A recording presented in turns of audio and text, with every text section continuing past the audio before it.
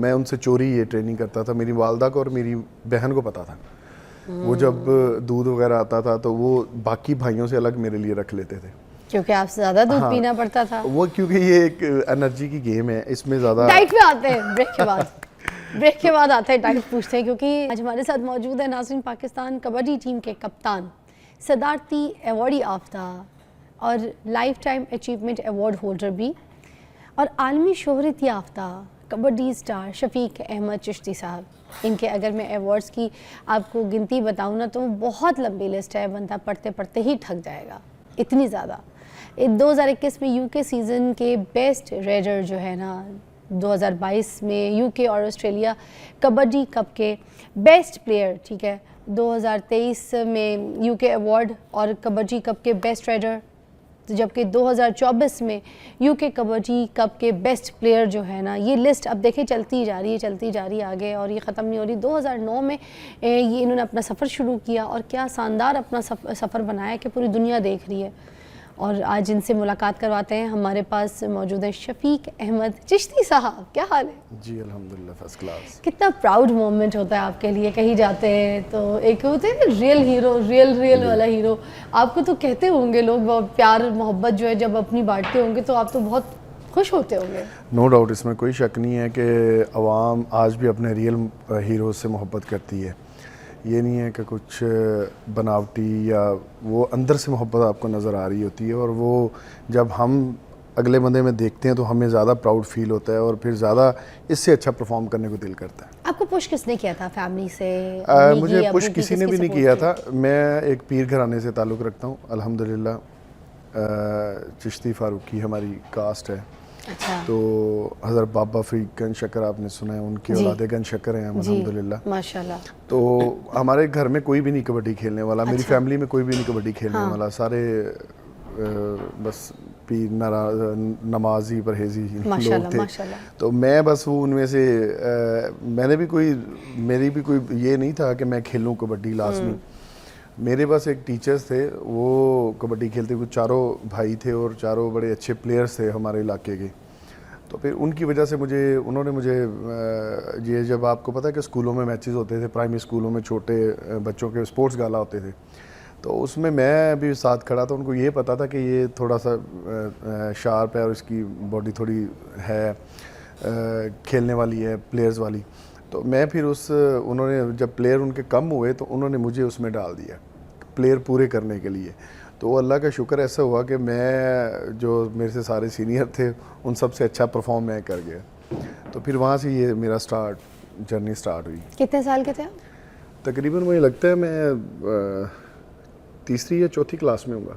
अच्छा, सेहत थी अच्छी? हाँ अल्हम्दुलिल्लाह ठीक थी। फिर पैशन कैसे आया जब आपकी फैमिली, तो आपको पता है कि मैंने, हाँ बिल्कुल, ये को मेरा नहीं था। हमारा एक ज़िम्मेदार घराने से ताल्लुक़ है, और मेरे वाला साहब यही चाहते थे कि मैं पढूं और पढ़ने। वाले साहब क्या करते थे? मेरे वाला साहब ये खेती बाड़ी करते थे। अच्छा, खेती बाड़ी हाँ करते जी, हमारी थे। वो तो काम तो सीखा ही होगा आपने नहीं, मैंने कुछ सीखा नहीं था। नहीं, वो असल में ना, हम आड़ती सुना है आपने? नहीं। आड़त होता है एक, जब आप जिन्स वगैरह खरीदते हैं, गंदम, मक्की, ऐसी चीज़ें जो खरीदते हैं ना, आड़त, हाँ उसको आड़तिया बोलते हैं। आड़तिया वो मेरे अब्बू लोग जो थे वो थे पहले। अच्छा। चाचू और अब्बू का वही कारोबार था। तो वो फिर वो मुझे थोड़ा बहुत उसका आइडिया था, क्योंकि उसमें हिसाब किताब रखना पड़ता था। तो सबसे घर में बड़ा मैं था, सबसे बड़ी बहन थी, बड़ी बहन के बाद मैं था।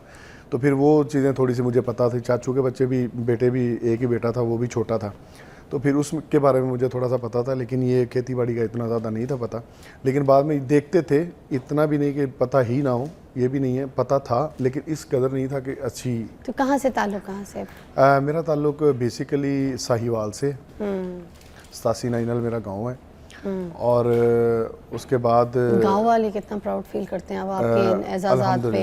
अल्हम्दुलिल्लाह मैं जाता हूँ अपने गांव में, जुमा, हफ्ता, इतवार मैंने वहीं पे होना होता है। डेरा बनाया है वहाँ पे, कोई बैठते हैं, बैठक होती है, फैन से मिलते हैं? शुरू से हमारा, हाँ जी अल्हम्दुलिल्लाह। ये मेरे चाचा दादा से ये काम चलता आ रहा है।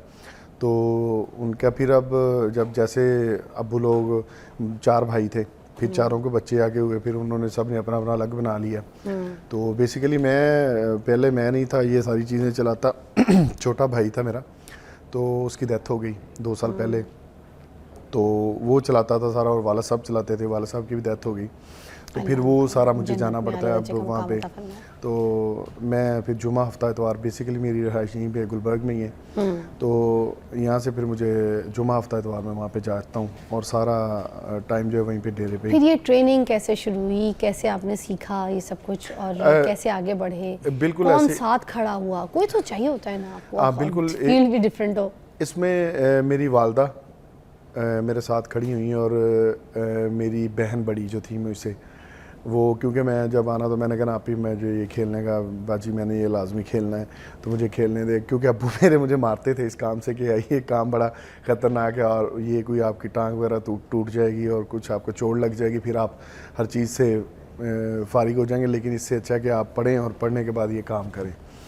तो बेसिकली मुझे पढ़ने का भी शौक़ था।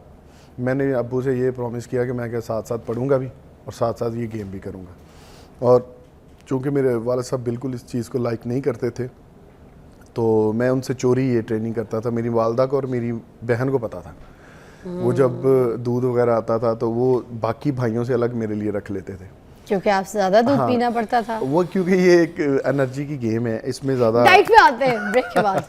ब्रेक के बाद आते हैं डाइट पूछते हैं, क्योंकि दूध भी छुपा के पिलाया जाता था और दूध का स्टॉक भी अलग रखा जाता था। इसका मतलब है कि बकरे भी पूरे खाते होंगे। तो हम ब्रेक के बाद पूछते हैं कि क्या खाया है, क्या पिया है जो आज ये एजाज़ हासिल किए हैं। डाइट पे बात कर रहे थे, कह रहे थे कि अम्मी जो है ना वो जब दूध आता था तो दूध एक्स्ट्रा जो है वो निकाल के साइड में रखती थी और वो पिलाती थी। तो कितना कोई दूध पी जाते थे? बेसिकली मैं आपको सही बात बताऊं, हम जब मैं ट्रेनिंग में था तो मैं तकरीबन कम बेश 2 से 3 किलो जो था वो मेरा डेली का दूध था। क्या उम्र क्या थी उस वक्त? उस वक्त मुझे लगता मेरी उम्र होगी 16, 17, 18 साल है।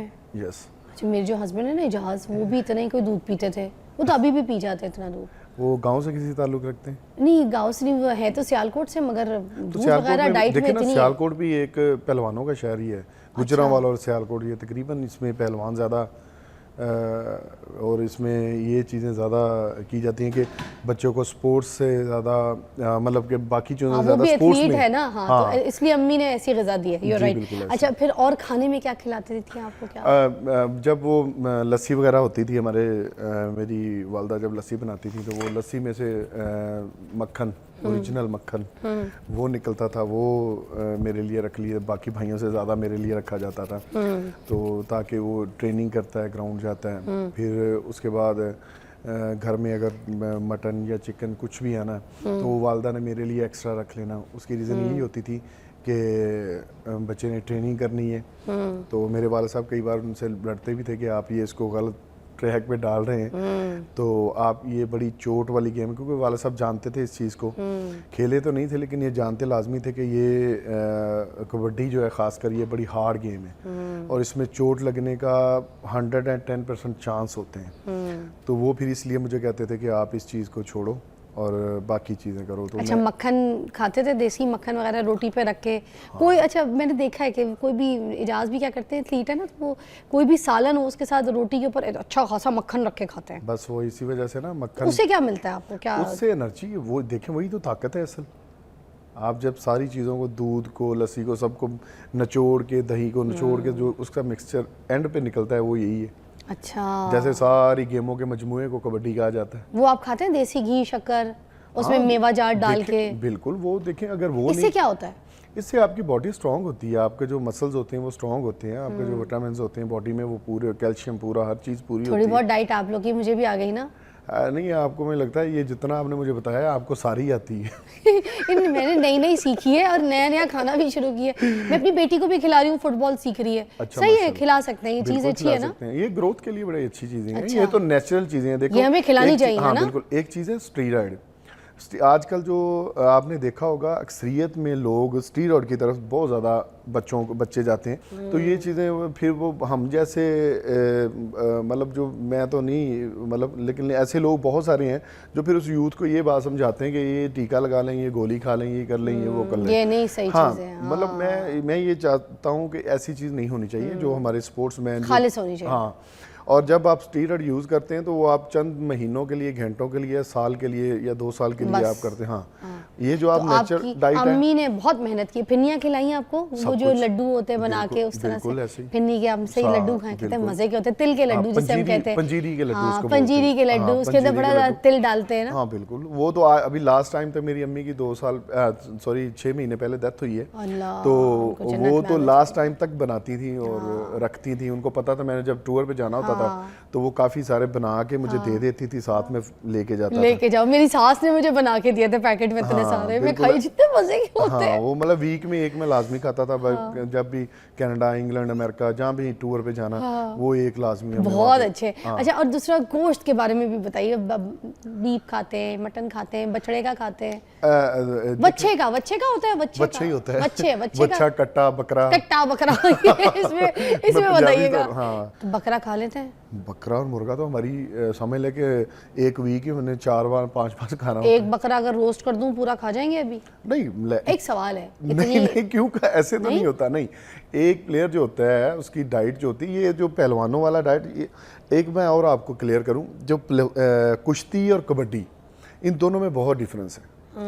कुश्ती होती है ये आपके इतने से हिस्से में हो जाएगी।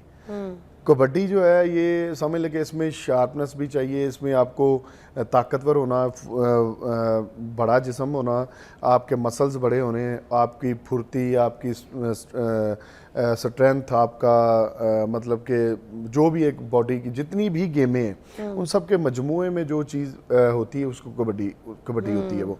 और इसमें सारी चीज़ें आपको चाहिए, रनिंग भी चाहिए आपको, ताकतवर जिस्म भी चाहिए। तो ये आप इतने से एरिया में नहीं वो खेली जाती। इसका होता है तकरीबन 75 से 80 फुट का एक साइड पे, 75 से 80 फुट का एक साइड पे। तो ये तकरीबन मतलब 150। तो इतना बकरा खा के तो आप सुस्त हो जाएंगे, हाँ, बॉडी काम तो अगर ज़्यादा करेगी, खाएंगे एक्टिव तो आप नहीं सुस्त होगी। हो जाएंगे। आपके इसका बॉडी के अंदर 100 kg 110 kg तक आपका वेट हो तो ये बड़ा तो अच्छा। कितना कोई आपने फिर किलो बकरा खाना है? मुझे लगता है आज तक तो मुझे लगता है बहुत ज़्यादा खा गया हूँगा। Thank you so much